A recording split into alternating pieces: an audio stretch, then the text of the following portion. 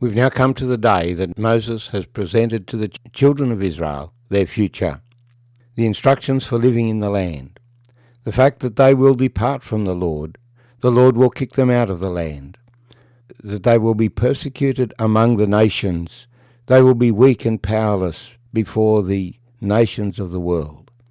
But God will preserve them so that they are not destroyed, and in due time God will take vengeance on the nations for their treatment of his chosen people, Israel.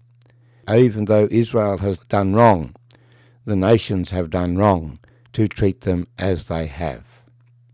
Having completed the song which summarizes all of this message, we continue reading in Deuteronomy 32. Then the Lord spoke to Moses that very same day, saying, Go up this mountain of the Abiram, Mount Nebo, which is in the land of Moab, across from Jericho.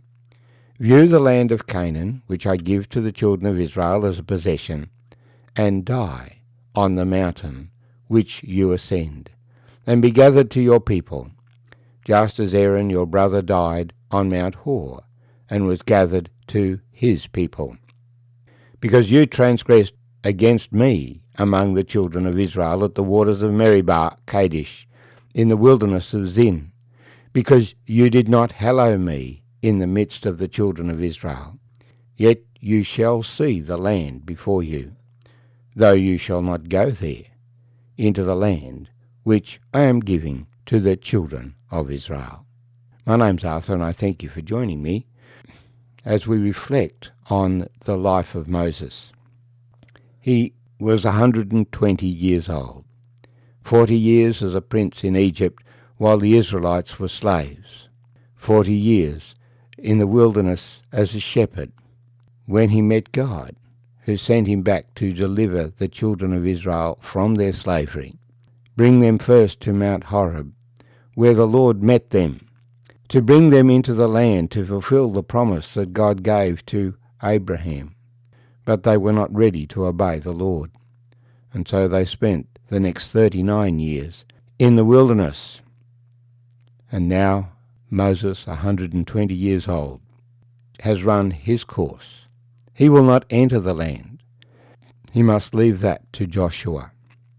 But he shall see the land from Mount Nebo, and the children of Israel shall enter in. Moses would be gathered to his people. A beautiful expression, I find, talking about God's people being gathered together before their King, the God of all the earth. We continue reading in chapter 33, where Moses brings a blessing on the tribes, just as Jacob did, as he blessed the tribes at his death at the end of the book of Genesis. Now this is the blessing with which Moses, the man of God, blessed the children of Israel before his death. And he said, The Lord came from Sinai, and dawned on them from Seir.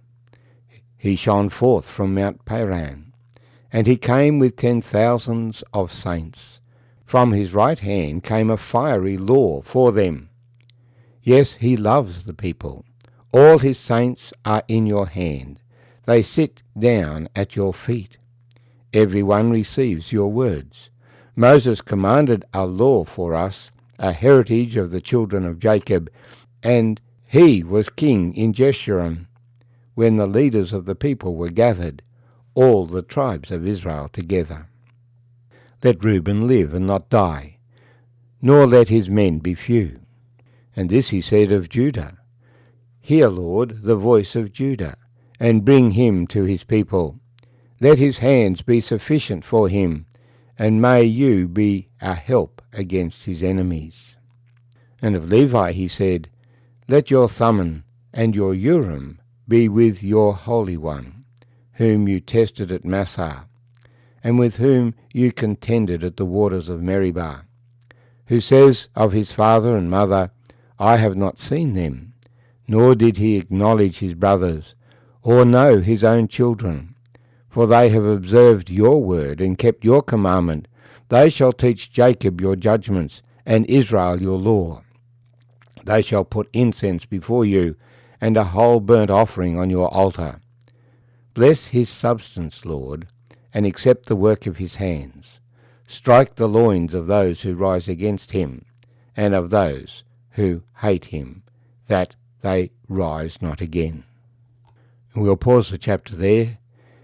The chapter continues to deal with the tribes one by one, but we just note that the Lord loves his people and the tribes are brought together. The blessing begins with a general statement concerning the love that God has for his people. He came to them. Yes, he loves the people.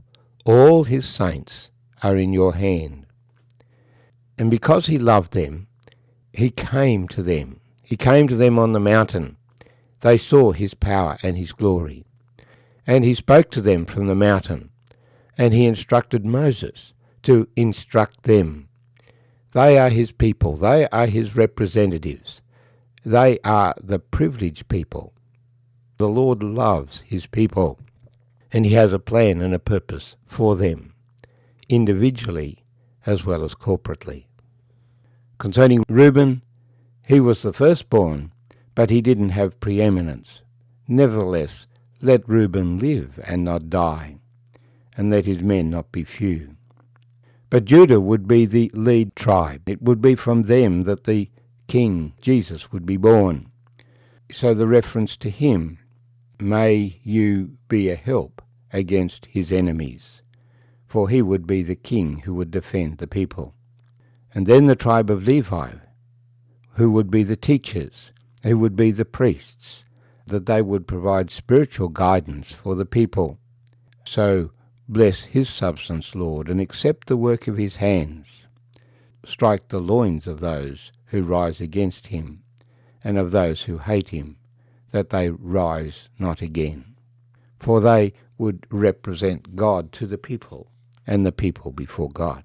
Therefore, those who opposed the priests, the tribe of Levi, would be opposing God, and would be judged by God, while Levi would be helped by their God. Continuing in verse 12, of Benjamin he said, The beloved of the Lord shall dwell in safety by him, who shelters him all the day long, and he shall dwell between his shoulders. And of Joseph he said, Blessed of the Lord is his land, with the precious things of heaven, with the dew and the deep lying underneath, with the precious fruits of the sun, and with the precious produce of the months, with the best things of the ancient mountains, with the precious things of the everlasting hills, with the precious things of the earth and its fullness, and the favour of him who dwelt in the bush. Let the blessing come on the head of Joseph, and on the crown of the head of him who was separate from his brothers. His glory is like a firstborn bull, and his horns like the horns of the wild ox. Together with them he shall push the peoples to the ends of the earth. They are the 10,000s of Ephraim. They are the thousands of Manasseh.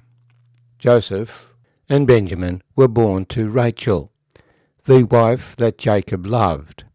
But when he woke up after the wedding, he found he'd been married to Leah instead. And so Leah had 7 children, 6 sons and a daughter. And last of all, Rachel had her 2 sons. But they were loved.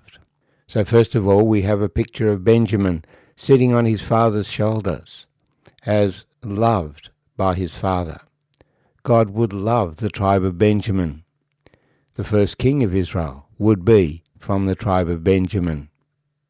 And although Benjamin would not be politically great and powerful, their territory would be on the border of Jerusalem, and they would be near to the Lord.